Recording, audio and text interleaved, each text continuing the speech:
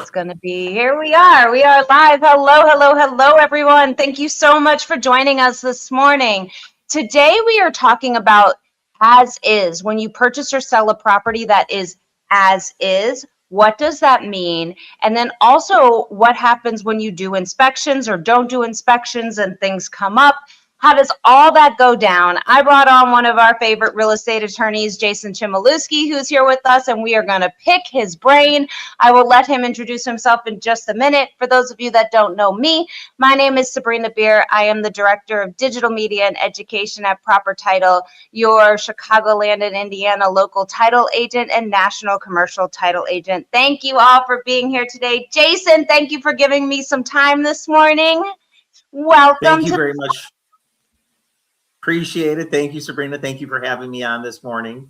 For those that don't know me, my name is Jason Chmielewski. I am the owner, managing attorney for JMC Law Group. So I focus and work with clients, real estate agents, buying and selling residential real estate on a daily basis. So love what I do, and I'm excited to be here this morning.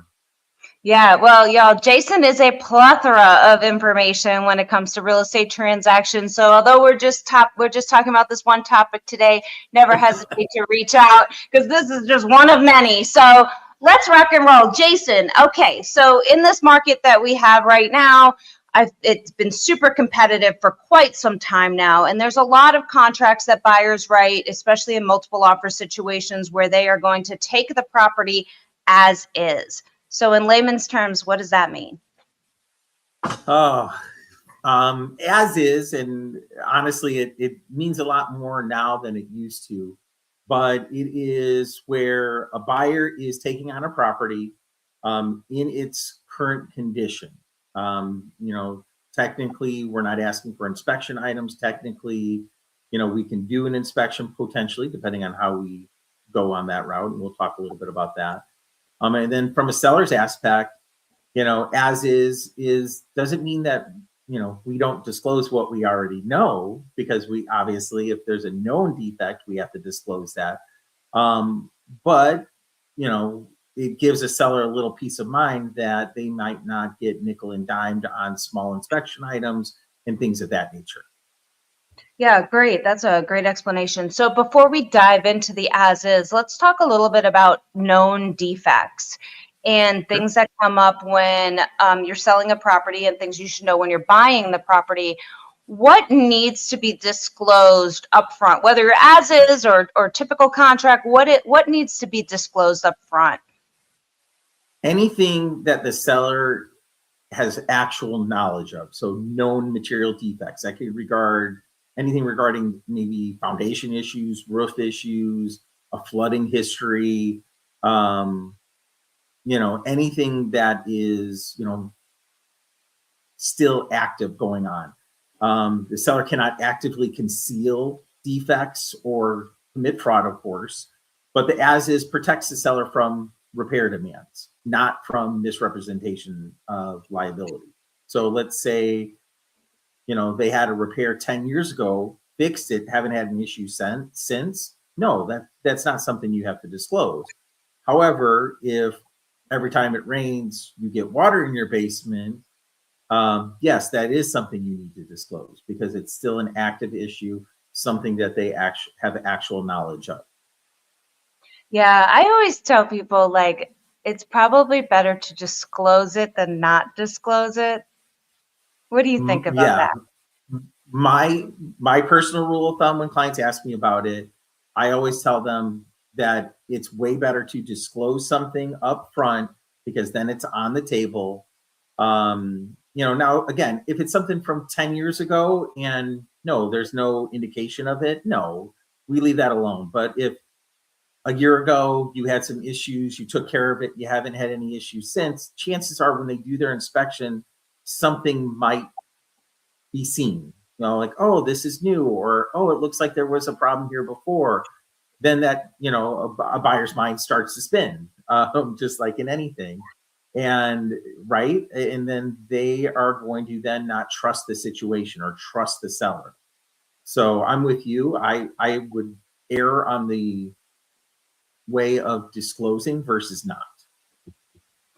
So let's say that I'm going to purchase a property and it is, there's a billion other offers because that's what it feels like. Whether there's 1, 2, or 3, it feels like a billion. Yes. And I want to put my strongest foot forward as buyer. I'm going to do a couple things that have been, suggested to me from my realtor. And one of them was to say that this property is going to be purchased as is. So as a buyer, what do I really need to think about before I submit my offer that this property is going to be as is? Okay. So as a buyer, yes, it definitely makes your offer look stronger as is, because again, that takes a concern off of the seller's plate. From a buyer standpoint, it's their responsibility to do their due diligence, fully investigate the condition of the property, because there may be issues that are wrong with the house that the seller actually doesn't know about. Do your home inspection, do a radon test, do a pest inspection. Anything that is of a concern, get those inspections done so that you have the full understanding, the full knowledge of exactly what's going on. There are different levels of home inspection now written into this new contract we have. So as you know, we work on a 8.0 multi-board contract, which is our standard real estate contract that we use here in Chicago and Illinois. And there's different layers of inspection. And I know we're going to talk about that here in a little bit. Before we get there, though, so typically, if I'm a buyer and I'm purchasing the property as is, then I am able to do all of those inspections you just said, and I'm assuming those have to be done during a specific period of time? Correct. So even though you're buying it as is, you have every right to do all of those inspections within the first 5 business days. Check everything out, get your results, and make an educated decision about going forward. It's not, the seller doesn't get a free for all because we're buying it as is, meaning, they don't just get to forget everything, leave everything behind. The rest of the contract still, comes into play here. But from a buyer standpoint, yes, you have every right to do that. That's a good question. That's a good thing I just thought of. I haven't thought about before. As is relates to the actual property that we're purchasing, not all of the seller's crap inside of the house, right? Like that's a whole nother thing, right? Yes. I get that question a lot from sellers, meaning like, oh, can I just leave the old couch and the old broken fridge that I don't want anymore? I get to leave all that, right? It's as is. I'm like, no. I'm like, it truly is the condition of your house, not your personal property. You need to take out your closets and empty your clothes, and the couch you don't want, you need to get rid of. But yes, I do get that question. That's a good distinction, actually. I just thought people probably do ask you that a lot, because as a seller, right, I would be like, oh, as is, like that's all my stuff. I'm going to buy all new stuff when I go to my next place. And you're like, no, this is just the property. Yes, just the property. You got to take all your stuff with you. Unless otherwise addressed, right? Unless the person. Unless the parties agree separately to say, hey, I want to keep your dining room set, your kitchen set, your bedroom set. I do see things like that happen from time to time, but the contract rule of thumb is if it's not attached to the wall, if it's not nailed down, you need to take it with you. Yeah. Well, that's a whole nother bag of worms if something's attached to the wall and all of that. But we're going to skip over that for today's conversation. The other thing with as is it sounds like the biggest difference, right, is if I'm a buyer and I'm purchasing this property as is, if I do an inspection and I find out that the furnace is 22 years old, I can't be asking for any kind of age credit or anything like that. It is what it is. Or if the oven doesn't work, right? then it's more of a knowledge. I did the inspection, so I understand exactly what I'm buying, but it's not the seller's responsibility to fix any of these things. Is that correct? That is correct. So the seller is under no obligation to make any repairs. They are under no obligation to give any warranties when it's written as is. But then on the flip side of all of this is that the buyers have the right to walk away from the deal if they find something major, or if they just find a million little things that have to go, get fixed in a house. And again, these truly may be things that the seller didn't know about. But like you said, if the oven doesn't work, chances are they, know that doesn't work, and they should have probably disclosed that. So that brings up, that aspect, like, hey, wait a minute, how did you not know this didn't work? And you live in the house, right? And so there are things like that come into play, but definitely, that's definitely what you want to look into. If you're Carrie Bradshaw, you might not know that your oven doesn't work. Do you know who that is? I do. My wife watches that a lot. We just aged ourselves, but whatever. Okay, so in a super competitive situation, is there situations where a seller can say, you can purchase this property as is, but you also cannot do any inspections? There is a provision in the contract where you sign it as is, and then there are 3 options to pick regarding the home inspection. You can completely waive your home inspection. You can do a standard home inspection with requests, or you can do a home inspection standard with no requests. Now, if you really are looking to make your offer strong, you're waiving your home inspection completely. But I'll be honest, I will have clients that will call me before they do that.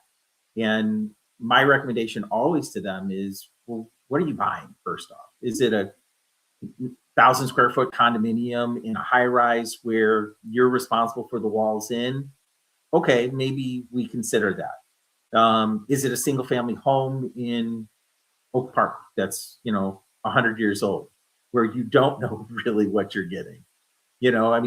I always tell people, when you do your inspection, your inspectors check everything out, but they only check out, a certain percentage. And then there are things that they're not able to really check, that they're going to miss, or I shouldn't say miss, but that are behind the walls, that you can't necessarily see until you start living in the house.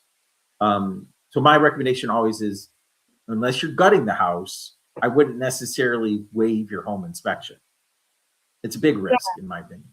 Well, it's big risk, and it's also, I always think of it as just education, right? So to know, like, okay, this might only last 5 years, this appliance, and this, is at this age, and this is this age, so that I know how much money I need to save to maintain my home too. Well, exactly. Hey, your roof's brand new. Okay, great. I know I don't have to, save money for that, but your furnace is 22 years old. All right. Probably need to replace that soon. And most of the time when you look at a listing, you'll see, I know they try to like age the mechanicals and give you some information on that aspect, but it's always good to have an inspector go in there and verify everything for you. Sometimes you're just going off of what the seller thinks. Sometimes it's hard to verify those things, so they're going off of what they were told when they bought the property.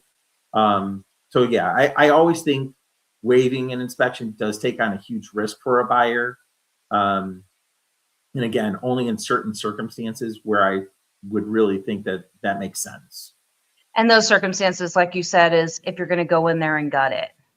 Yeah. Like I work with a rehabber, and he'll buy places, and 90% of the time he waives his inspection. But he also knows that he's going in and gutting it all out. He's gutting the kitchen, he's gutting the bathrooms, he's remodeling it, and then he's going to turn around and sell it in 6 to 8 months. So for him, that makes sense. For me, no, I don't want to buy a place like that. I want to know what I'm getting into. Again, unless it's a little condo in a high rise where I was going to ask you, that. What about a Yeah. condo?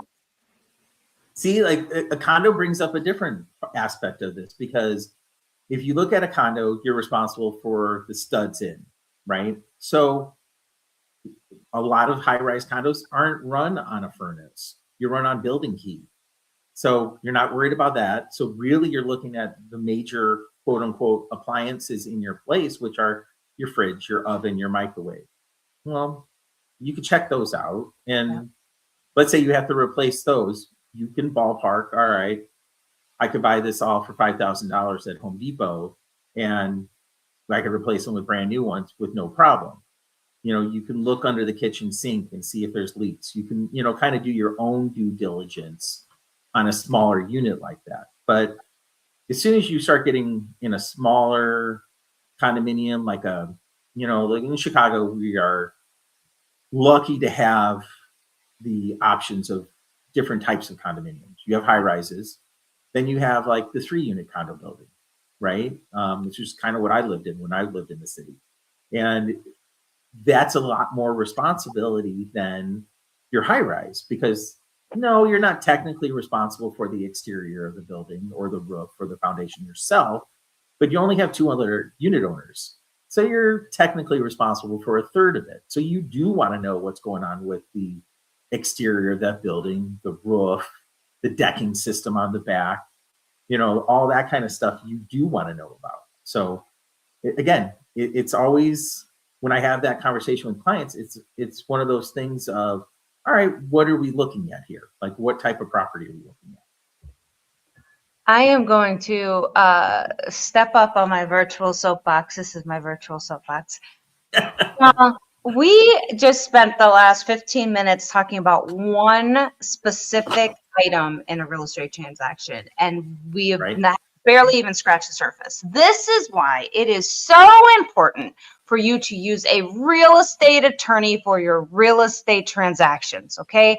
This is just, again, scratching the surface. So I don't care if your best friend's uncle is an attorney. You're not going to have a heart surgeon do brain surgery. It's the same thing with attorneys. Please use a real estate attorney for your real estate transactions, because this is one of the biggest transactions of your life. Why not be safe about it and make sure you're getting the best counsel there is? So, okay, I'm going to jump down from my soapbox. I would agree with you. And not just because of what, yeah, right. I mean, and it's not, and I tell people that all the time. It's not because that's just what I do, whether it's me or someone else, always do that. Because like you said, you don't know all the ins and outs of it. And Uncle Joe, as I always describe him, might not know exactly how to handle your deal. And you want this house, and it is typically everyone in their life, your house, your home purchase is your biggest transaction ever in your life. Yeah. I mean, you don't buy a pair of jeans for $400,000. And guess what? When you close on that house, you can't just return it because you don't like it. So no, it's so true. It's so true. And this as is clause in the contract is one of, I don't know, Jason, how many clauses are there in the contract? just standard ones, what is there? Yeah. 27, but then there's another we'll call 15 it optional ones. Exactly. And this is just one, and we've only touched about half of the clause, so it's really amazing, and it's really one of the reasons I think it's so important, not just use a real estate attorney, but use an experienced real estate broker, because these are questions that you can just ask, and you're not going to get all these answers off of ChatGPT. No. Okay. Let's move on real quick. That is very true. We are wrapping up here, but the inspection period. So let's say I do the as is clause and I do an inspection and some stuff comes up and it is just too much, Jason. I'm just like, I wasn't expecting to have to come out all this other money for all this handyman work and the replacement of this and that. This is too much for me. What can I do then? Well, if it's too much, you want out, you have every right to get out of the contract, you cancel it, and you move on. You get your earnest money back, you go find the right property for yourself. And I tell clients that all the time. Now, the other option, or the other scenario, I should say, is, hey, what if I really still want this house, but I can't afford a new roof? You know, that's not something we knew that had a major problem when we talked about this. Then we have to approach it a little differently with the seller, saying, hey, look, guys, we understand we signed a contract as is. However, rather than us terminating this deal and walking away, we would like to see if you want to work with us. Here's our concerns, here's our issues, here's our asks, and give the option back to the seller.